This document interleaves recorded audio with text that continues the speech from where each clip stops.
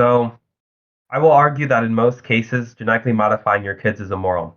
The exceptions are in cases where the child will have severe disabilities like Tay-Sachs, Parkinson's syndrome, multiple sclerosis, and cerebral palsy. Before I get into the argument, I want to introduce the main positions on this topic. On the far formative side for using genetic modification, we have transhumanists. Transhumanists argue that the future is genetic engineering. Genetic engineering can be used to weed out undesirable traits and significantly increase the well-being of the average person. It's hard to see how disabled people fit in this picture. In this view, disabled bodies need genetic fixing. Disabled bodies are a problem that must be eradicated. On the other hand, the side against genetic engineering, there are extreme positions in critical disability studies, such as the mere difference view. This view claims that disabilities are not inherently bad or good. In fact, many disabled people enjoy their lives, and studies show that there's no significant difference in well-being between those with congenital disabilities and those without disabilities. The problem is not disabilities.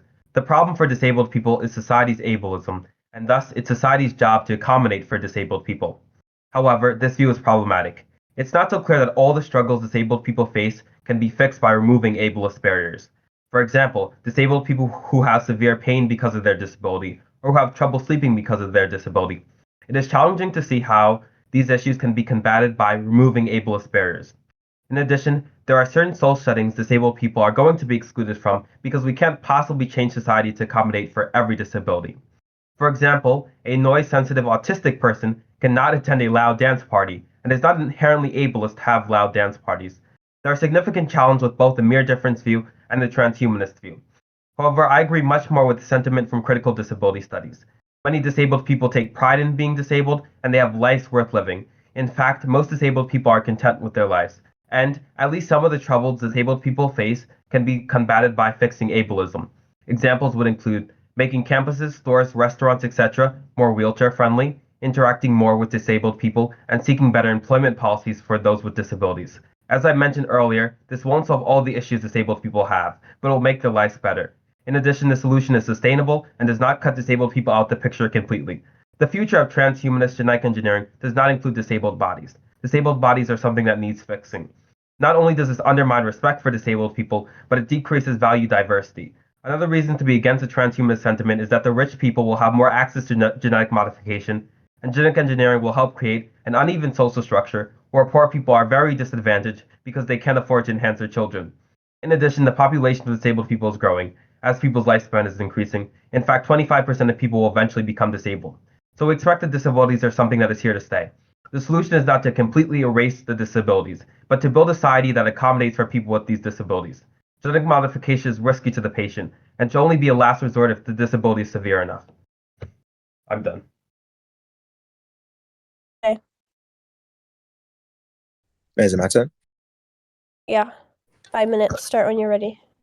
Yeah, so it's not going to be as long and as thought out as Julian's, precisely because I don't have this written down.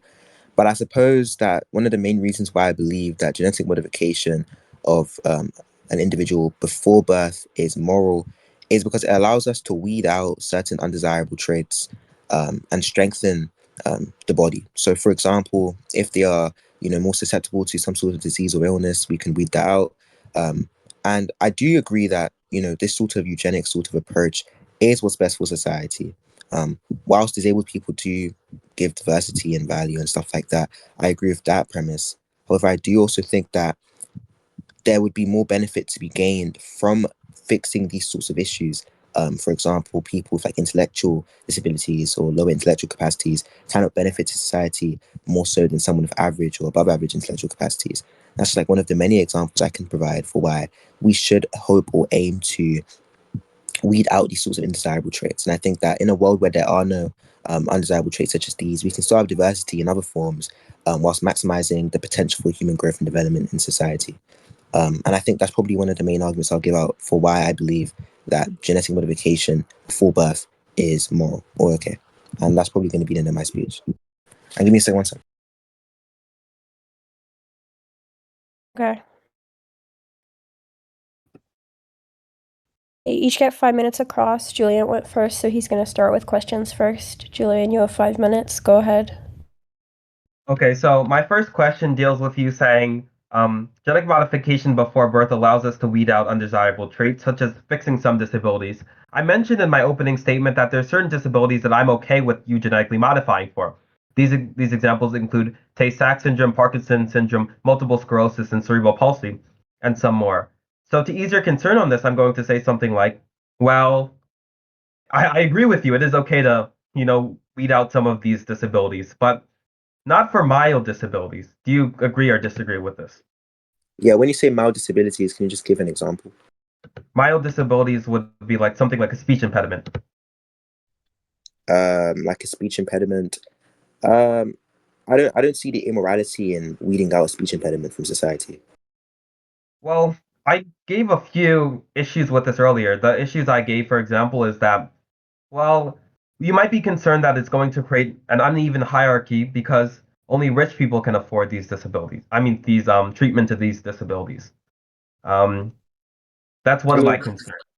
I mean, it's not as if that's the only way to treat a speech impediment. You can take on the speech classes or something along those lines. Age provides, I guess you could say, a more efficient way for those rich people, but it's not the only way. It's not like an exclusive monopoly. Yeah, no one's saying that it's the only way, but that doesn't ease any of my concerns that only rich people are going to have access to this genetic modification. It's just going to create an uneven social hierarchy. And I mean, it might like increase ableist sentiments against certain groups of people. Yeah, I mean, Um, I guess for mild illnesses such as like the speech impediment, only rich people would have the ability to weed that out at birth. But that doesn't create some sort of unfair, like uneven social hierarchy because the lower class people, let's say the proletariat, would still be able to fix some sort of speech impediments. They just wouldn't be able to fix it right off the bat. They'd have to take speech classes or well, whatever. And I guess I could the argue for problem more isn't severe. Oh, yeah, go ahead. obviously the problem isn't just with speech impediments, it's with the whole myriad of genetic modifications you'll be giving them. You'll not only be giving them treatment for speech impediments, you'll be giving them treatment for speech impediments, you'll be giving them treatment for intellectual disabilities, you'll be giving them treatments for other mild disabilities like physical disabilities. And this is just going to make sure that the rich is genetically superior to the poor and reinforce social structures which we might not find so appealing. Um, do you have any thoughts on this? So the idea that because rich people would have access to these ways of fixing mild disorders such as speech impediments and maybe intellectual disabilities that poor people would not have access to, therefore it's an unfair environment and therefore it's immoral. Yeah, that's one of my concerns for it, but of course I have other concerns for it, right? Actually, I want to ask you another question. So you talked specifically about treating disabilities in the womb, right? Before people are born. Hmm. Now, actually, it turns out that people with congenital disabilities, which are disabilities that happen at birth, are actually just as happy as people without congenital disabilities. And um, it turns out that most people get disabilities later on in their life. So when you're like trying to fix these disabilities by genetic modification, you're not addressing the root of the problem. The root of the problem isn't disabilities people acquire in the womb, but it's disabilities people acquire throughout their lives. Trying to fix all these disabilities isn't going to create a larger society where people who are disabled are going to be better off. What's going to do that is, creating more accessible roads, for example, for disabled people, and building a less ableist society by including disabled people in your activities, etc. and stuff. Yeah, I can grant what you just said, but I don't see how it shows that genetic modification before birth is immoral. Look, I gave you reasons I'm against it. I'm going to repeat those reasons again. First, it might create an uneven social hierarchy. Um, Second, it's going to create negative stigma against those with disabilities. And thirdly, it's going to, decrease much value diversity in our society. And it's not going to address the main problem, which is the ableist structures that disabled people, deal with. I mean, for the first point with the uneven social hierarchy, I mean, that's going to exist in any sort of capitalist society, right? Where the higher class or the upper class have more money than the lower class. They're always going to have access to certain facilities that the lower class won't have. So these just like having this idea that, oh, it creates an uneven social hierarchy and therefore it's immoral, that applies to pretty much anything that can be obtained with money. The upper class would have easy access to those things. So I don't think that's a particularly strong argument, and I don't see why that makes it immoral. It might be unfair, sure, but not Yeah, no immoral. one's claiming that's going to raise the social hierarchies, by the way. We're claiming it's just going to make it worse. Yeah, I don't see why that makes it immoral. It might make it unfair once again, but I don't see why it makes it immoral. It's going to make it immoral because Time. poor people are going. Okay. This time. Okay. See, you have 5 minutes to ask Julian his questions. I'll start the time on your first word. Yeah, so I suppose my first question would be, what's the major distinction, I suppose, in treating a disability before birth compared to treating a disability, I don't know, after birth when the person's maybe matured a bit more? Okay. So I mentioned this earlier that most of the testing in genetic modification is focused on before birth, right? I mean, there's no principal difference between treating something before birth and treating something after birth. It's just that, well, we expect most of the genetic work to be done to only work in utero and not meant to work out of utero. But even if we consider, treating people after utero, the problems I mentioned still last. You still might create an uneven social hierarchy. You still might create negative stigma between those with disabilities, and yeah, these concerns are still going to last even. Yeah, so I just want to zoom in on what you said here. You said that there's no principal difference in treating someone before birth or versus after birth. In which case, are you against treating, or are you against, let's say, like there's a system where we can treat somebody's illness after birth? So instead of it being before birth, we can treat it after birth, since there's no principal difference. Are you against such systems like this as well? No, I already told you I'm not against. I'm not even against treating these disabilities with genetic modification in the womb. I'm okay with treating severe disabilities like this in the womb. No, I said mild disabilities. Certain mild disabilities, I mean, like if you can without risk to other people. Yep, no, but what I'm getting at here is we can reason that if it's okay, if it's okay after birth, sorry, then what's the difference between it being before and after birth that makes it okay after birth and not okay before birth? Look, I mean, I take a problem with you enhancing people after birth. I take a problem with you enhancing your 1-year-old child with giving them superior cognitive intellect compared to other people as well. Yeah, so just to be clear, if I have a child, and I take this child to have like I don't know speech impediment or speech impediment training classes from like a really reputable speech trainer, you take that to be immoral. No. So what's the principal difference between this example and me treating that speech impediment in the womb? Well, so I mean, I focused on this earlier. I mean, look, some disabilities we don't have to literally change the nature of the child to fix. And you might have like, and these are not like, for example, uh, we might be against having plastic surgery on a wide scale. And, plastic surgery on a wide scale, um, it isn't even going to be dealing with these severe disabilities. So the problem isn't necessarily like, oh, is it in the womb or is it outside of the womb? It has to deal with you literally changing the genetic makeup of your child. I mean, Yeah, I can grant that. I just don't know why that's an issue. well, you might care. Again, I brought up a ton of concerns. You might care about value diversity within our population. People Mhm. can just randomly select for not randomly select. I mean, select for traits based on the status quo. We expect to have a rather homogeneous society when we might want some value diversity, which we don't expect if there's widespread genetic modification. I mean, yeah, I can grant as well that we want value diversity, but we don't. At least I personally don't want value diversity in the cases of disability. I want value diversity in the case of things such like I know ethnicity, culture, and stuff like that. I hope you agree as well. And these are all things that you can't change with genetic modification. So we can still maintain value diversity whilst also upholding its genetic modification. I wait. I don't think we can.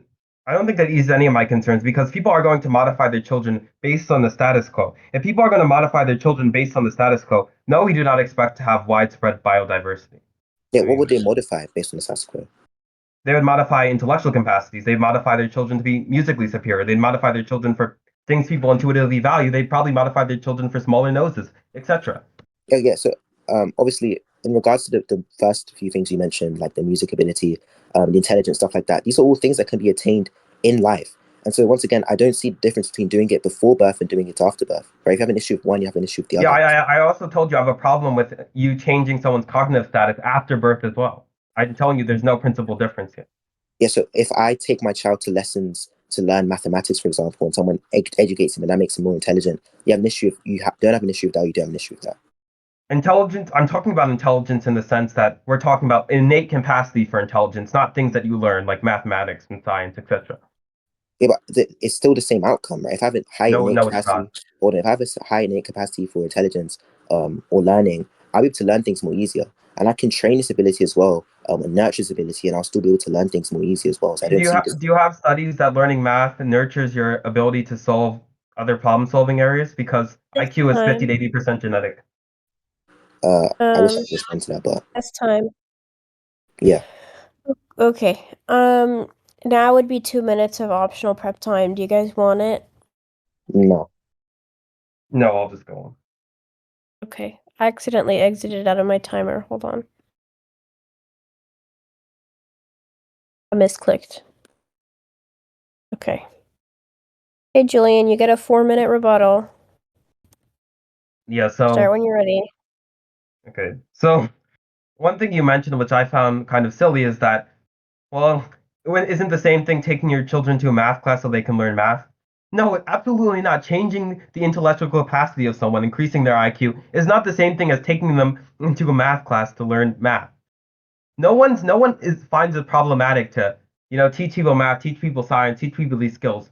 It's when you start literally modifying the genetic makeup to increase, mild intellectual disabilities that people are going to find it problematic.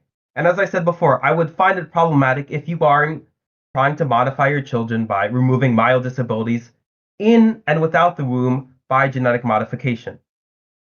I mean, I don't have a problem if it's not done by genetic modification because you aren't literally changing the genetic makeup of your child.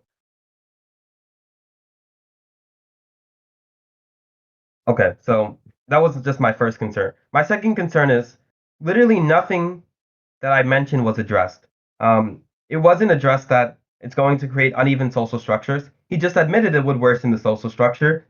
So I don't see how this was a satisfying response at all. And the second thing I was concerned about is, well, it would increase diversity in people. And while this is obviously true, he said he's not okay with people selecting traits for like ethnicity, race, etc. But there's other sorts of diversity that we would value besides race and ethnicity. We value diversity even in intellect, diversity in musical abilities, diversity in all sorts of areas. And you don't really get this with genetic modification because people are going to choose which abilities they value based on the particular status quo in question. So that was my other concern.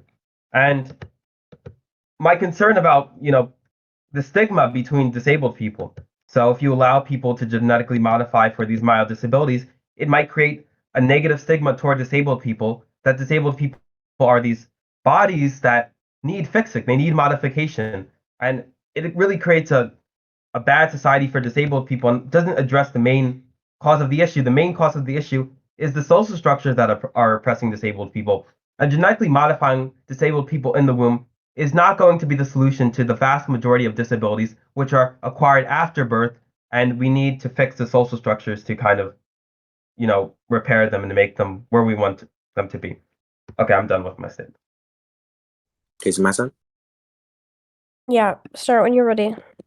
Okay, yeah. So, I believe here that Julian isn't quite understanding what I'm saying, and I'll just make this really clear with 3 points. The first point I made was the idea that there is principally, I guess, no difference between modifying your child before birth, and modifying your child after birth, in the sense that I might modify my child to make them more intelligent, to make them grasp concepts easier. But we know that intelligence isn't something that's purely genetic, right? Like environmental factors also affect your intelligence, such that if you grow up in a good environment versus a bad one, you're going to have varying levels of intelligence. And so, in that sense, if you're in an environment that can nurture that intelligence and increase that intelligence, you can still reach the same level as those people that have been genetically modified. It's just that on one hand, you're doing it beforehand, in birth, and the other hand, you're doing it after birth. And that was supposed to be the main issue, the fact that there is this lack of distinction between doing it prior to birth and doing it after birth. Um, the second point that he made was that it creates an uneven social hierarchy. And my response to this was simple. This uneven social hierarchy will exist as long as there's an upper class and a lower class. Right? As long as we have this distinction in class, there's always going to be certain things that are accessible to the upper classes and not accessible to the lower classes. And it just so happens that genetic modification, quote unquote, is one of those things. And I grant that it's unfair, right? Like nobody wants to have this sort of unfairness between upper classes and lower classes. And ideally, we'd want everyone to have access to this sort of technology. But just because only certain people have access to it doesn't make it suddenly, immoral or unfair or unjust. I don't see the connection there between it being unfair and immoral. He also said that it creates a negative stigma for these disabled people, and it creates this idea that these disabilities are something that need to be fixed. And quite frankly, they do, right? Like having a speech impediment and having difficulty speaking in public settings is disadvantageous, right? It makes your point harder to portray, makes your point harder to clear. Like imagine if every time I spoke, I stuttered every time I spoke. You're not going to understand a word that I'm saying, right? So we want to fix these sorts of things so we can better improve how people portray their arguments. That's just one example. There's a variety of different examples. And I think here, these disabilities are definitely things that we ought to fix if we have the opportunity to. Also, I think pretty much those are probably the main things I want to respond to regarding this whole genetic modification. So I just don't see where the immorality comes in. And that'll probably be the end of my speech. Yeah, I yield my time. Okay. Pause. You each get 3 minutes. Starting with Julian. Whenever you're ready. Wait, 3 minutes of what? Sorry. Pause. Okay, Like so you asking questions. okay. Um, so like for example, you said there's no principal difference between genetically modifying people before birth and after birth. I agree. I agree. I don't see how this addresses anything I said. Um, Secondly, you said uneven social hierarchies will still exist, but this doesn't address my concern at all. My concern is they will get worse and negatively disadvantage a lot of people. Can you address that concern? Yeah, so the first thing I said was that genetically modifying somebody before birth is principally, at least to me, the same thing as teaching them after birth, right? As in, obviously, the methodology is different, but the effect or the outcome is pretty much the same. That was what I was trying to say. And the second thing about uneven social hierarchies is that I grant that it's unfair, but I don't think unfairness and immorality are the same thing. Okay, so like the first sort of thing you said is that you don't think it's different to genetically modify someone than to teach them math. So you don't see a principal distinction that for me trying to genetically modify someone for mathematical abilities and me teaching the math on the board. Yeah, I think it has the same effect, right? If I try to genetically modify someone to understand math, I want to increase their ability to grasp math. And what I'm doing is increasing their innate ability or their disposition for that. And if I teach somebody math, I'm reinforcing this ability that they have and strengthening it. So the effect is the same, their ability is strengthened, the methodology is what's different here. And I don't think the methodology makes one immoral and one moral. So yeah, that's my Yeah, argument. the methodology does absolutely make someone immoral. That's like me getting a surgery for mathematic abilities versus me taking a math course. Yeah, Obviously, the methodology matters in how you increase math skills. And I want to mention that you also brought up having a severe stutter. I say you can get genetic modification for severe disabilities, but I'm also saying for the mild disabilities, let's change the social structure. We can ease your concerns that disabled people are facing all these problems without using genetic modification. My goal is to change the social structure. That's not going to erase disabilities completely. It's going to make it easier for disabled people to live in our society and live happy lives. Yeah, so yeah, just to be clear, yeah, having a surgery to increase your ability to understand mathematics, and naturally increasing your ability to understand mathematics. What's in question here is whether doing it artificially and doing it naturally has a significant moral difference, and I don't see the issue with that. I can make this sort of hypothetical where I say, look, there's this like I don't know, this course that people have to pay to take, and it's proven to increase your abilities by like I don't know 100%, and only the rich people can afford it. Sure, it's unfair, right? Drastically unfair. But is it immoral to host such a course? That's what I'm getting at here. And as for the second question here regarding making society more accessible, simply put, uh, I don't see how us fixing these sorts of issues and making it easier to blend into the current status quo is different from changing the status quo to help these people blend into these issues. I'm not sure. Well, look, you don't the status quo like. It's time. Okay, sorry. Okay. So you have 3 minutes. Go ahead when you're ready. Yeah, I guess I'll just pick up where we left off. So you're trying to argue here for this idea that we should change society to accommodate these disabled people. But why is that a better choice than helping disabled people fix the issues that they have? Because I'm not granting their issues. I don't think that there's anything inherently bad about having a disability such that you need genetic fixing. It might I not be think inherently it bad. might be harder for disabled people on average to live in society, but I think this is something that can be largely fixed by reshaping how society works. Yeah, so look, the issue is that if I have a speech impediment, once again, let's just use this example. If I have a speech impediment, you would grant it as an instrumental issue in the sense that my ability to portray arguments and speak and communicate and just talk to people normally would be affected, yes? If you had a mild speech impediment, I don't think it would be problematic. If you had a severe speech impediment, I am saying using genetic modification may be an option for you. Yeah, so once again, if I had a mild speech impediment, you don't think that I would have difficulty communicating? You might have some difficulty, and that's Okay, okay. so granted, so now we're saying here that we need to change society. What way do you propose we change society to allow people with mild speech impediments to blend in? Well, again, there's other treatments people can have for speech impediments. So, people can go to speech therapy, and also, people can be better listeners to people with those disabilities, give them more time to talk, give them a more listening ear. This is one way we can help those with speech impediments that don't involve genetically modifying people. Yeah, so I already argued once again that the speech therapy thing is just a different method of reaching the same outcome, right? I could argue that some people that are poorer don't have access to the funds necessary to go to speech therapy. How would you respond to this sort of unfairness here, where the same unfairness you're trying to propose to me applies to the same method you tried to give as a solution? Well, again, I told you all methods are not equal. Obviously, getting a surgery to increase your intelligence or increase your speech is different than you going to speech therapy that involves no surgical work and no change to your genetic code by Yeah, by yeah, yeah. this method. Like, Yeah, but look, obviously, it matters but the issue how is, do you you're doing it. grant that many of the lower class do not have the money necessary to go to speech therapy classes? In which case, that is an unfair social hierarchy, no? No, well, obviously, it depends to the extent people are getting modification, right? So, someone getting for modification for speech therapy alone isn't going to largely change who's upper class and lower class and lead to more oppressive structures. What is going to do that is genetically modifying for a ton of traits that are going to make you genetically superior and kind of have a huge edge on other people.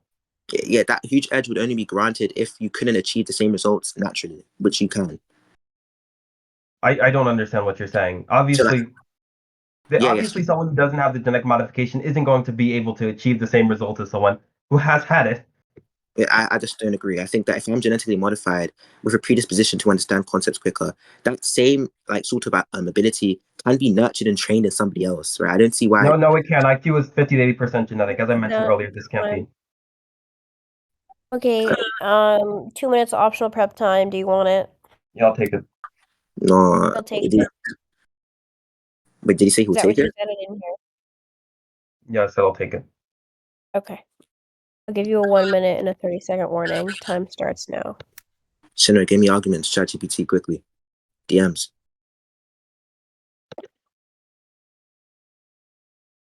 Oh my god.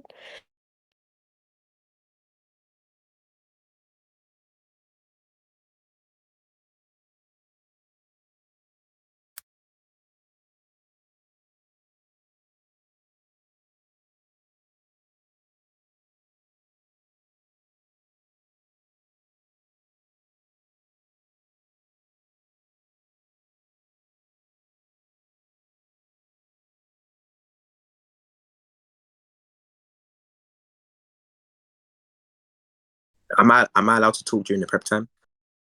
No. No. Oh, okay.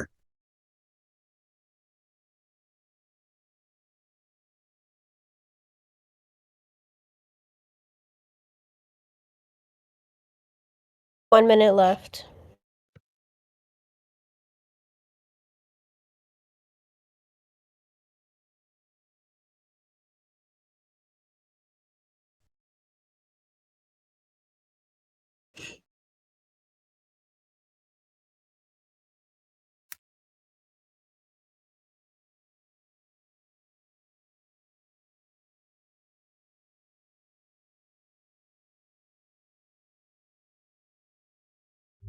Three seconds.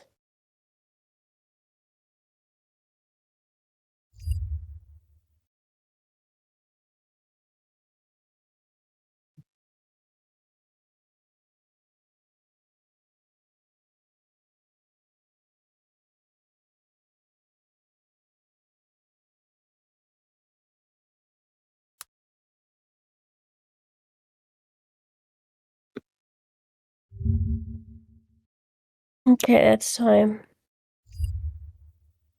Hey, Julian, 4-minute closing statement. Please just make it very easy. Just explain to me exactly what you want. Okay, so I think I addressed almost all of their concerns, and almost nothing I said has even been close to being addressed. So, like, let me start by listing off C's concerns about genetic modification. So, C firstly states that, well, there's no principal difference between genetically modifying someone after birth and teaching them things. Sorry, genetically modifying someone before birth and teaching them things after birth. But obviously, there's a huge difference between me going to math class and learning something and me being genetically modified to have intellectual capacities for math, because these are not the things that can be nurtured. These have to be, changed via genetic modification. Things like intelligence are 50 to 80% genetic. They're not things you can, sort of nurture. And C also brings up that there might be severe disabilities that people need fixing, like severe stutters. But I already mentioned in my opening statement that for severe disabilities, I'm allowing for genetic modification. I just don't think it should be used for widespread enhancement. And I gave reasons like it might create uneven social structures, it might create negative stigma toward disabled people. These are all certain considerations we have to take in mind. And C's response that uneven social hierarchies will exist anyway, well, that doesn't meet my concerns at all, because I'm claiming that they'll be worsened, which C kind of brought up a point that, well, even in your solution, like even if my solution, where they go to speech therapy and, get treatment for their stutters, rich people are going to be advantaged by this. Yes, they'll be advantaged by this, but genetic modification is its whole other toy. You can create a child that's so genetically superior, has all the enhancements in the world, and is just a genetic boss that no amount of nurture can keep up with. This isn't the same thing as going to speech therapy to fix your speech impediment. Um, Now, we have to look at disabled people, the well being of disabled people. As I mentioned earlier, disabled people who are born with disabilities are not far worse off in well being than those without disabilities.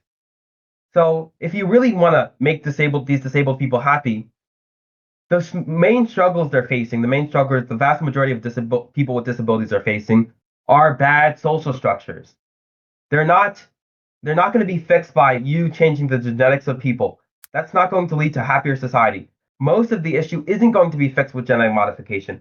Most of the issue is going to be fixed by changing the social structures. And I mentioned examples earlier of things you can do to change these social structures, like making restaurants and other places more accessible to disabled people, and those sorts of things.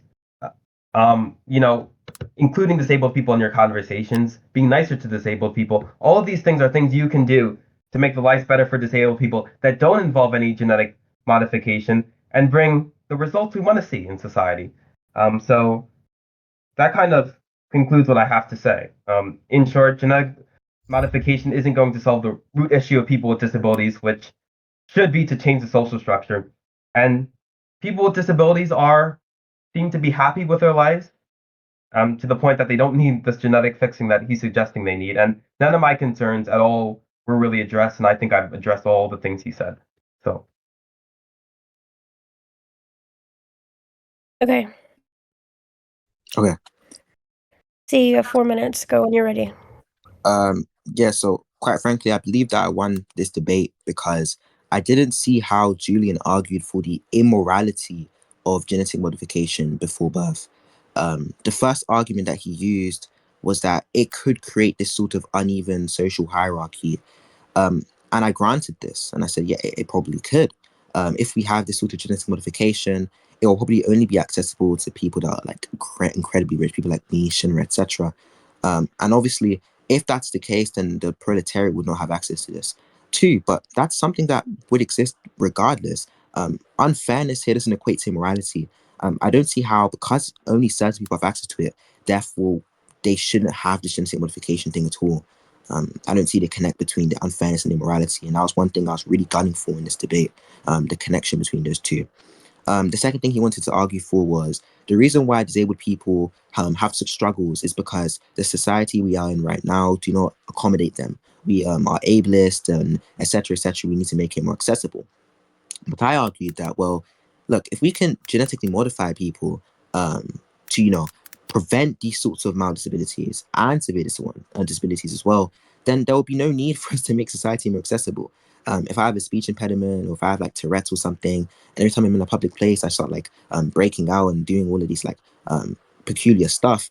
If I can just fix that problem for myself, so I don't have to face this issue anymore, there's no need to make society more accessible. So what Julian needed to do was explain to me why his solution was better than my own solution. So why genetic modification was a worse solution than whatever solution that he proposed. But it seems the solution he proposed faces the same issues that he was himself trying to address against my solution. And not only that, it seems to reach the same outcome just in a different way. I also said that, well, genetic modification, once again, all that really does is increase one's like innate predisposition to assent to certain things, or like gain certain concepts or knowledge of certain things. And like that's completely fine. But this can also be strengthened by yourself and nurtured by yourself. I sent some evidence in chat from ChatGPT, luckily, where it shows that there are direct effects on environment and IQ, such that if you're in a good environment, educationally rich environment, etc., your IQ will be positively affected as a result, etc. So I'm not too convinced that IQ is this wholly innate thing. Nature versus nurture is like a very pressing topic in psychology. I don't think you can chalk it down to just it being innate. In which case we can solve these psychological issues through nurturing, just in a different, more natural way rather than an artificial way. Just in conclusion, I just think, once again, there was no real argument for why it was immoral, why we shouldn't have this thing, more so why it was just unfair, which obviously unfair things are going to exist in any sort of society, including the own society that he tried to propose a solution. So I think that'll be my conclusion, yeah. Okay. If the judges could join me in like the chill VC or something, I'm gonna ask that the audience and the competitors please do not join so that we can have a private conversation. I would appreciate that. Judges, please meet me in chill VC.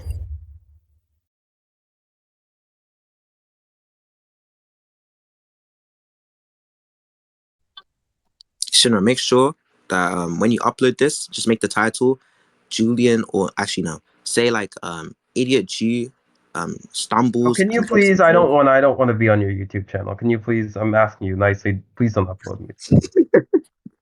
Now, Shinra's not even in the fucking. He's not even in the stage. Oh, sorry, I can't have them on my PR. I'm wondering, like, if you don't want it to be Bobo uploaded, said, then it won't be uploaded. I don't think it's recorded anymore. Bobo said something like, there's so